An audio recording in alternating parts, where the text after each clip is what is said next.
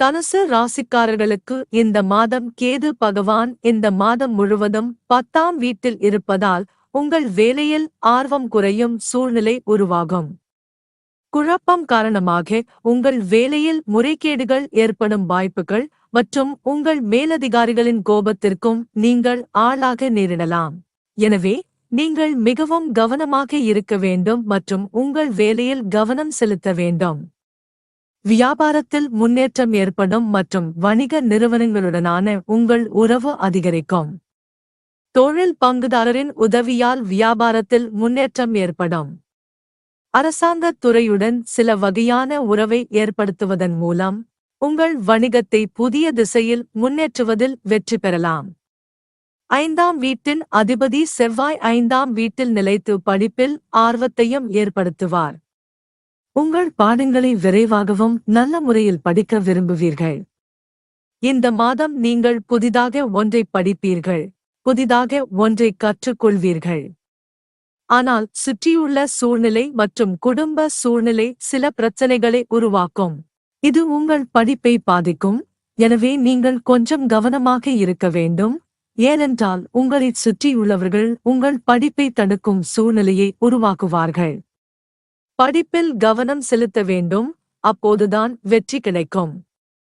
2ஆம் வீட்டின் அதிபதியான சனி 3ஆம் வீட்டில் இருப்பார்.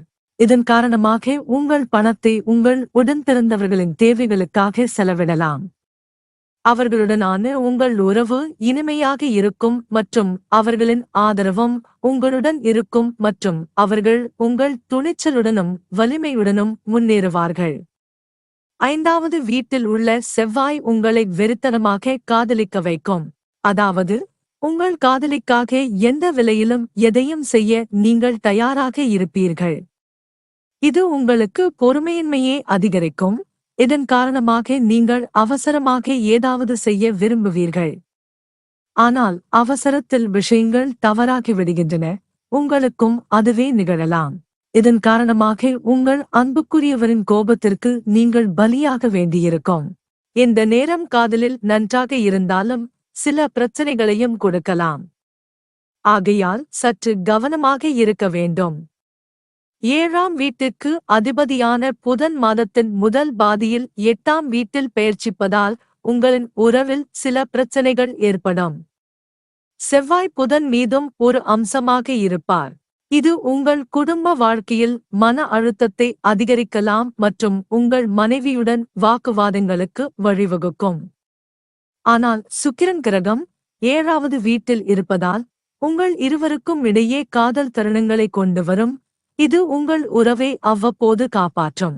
உங்கள் ராசிக்கு அதிபதியான குரு இந்த மாதம் முழுவதும் நோய் வீடான 6ஆம் வீட்டில் பெயர்ச்சிப்பதால் இந்த மாதம் ஆரோக்கியத்தை பொறுத்தவரை ஓரளவு பலவீனமான பலன்களை தரக்கூடும்.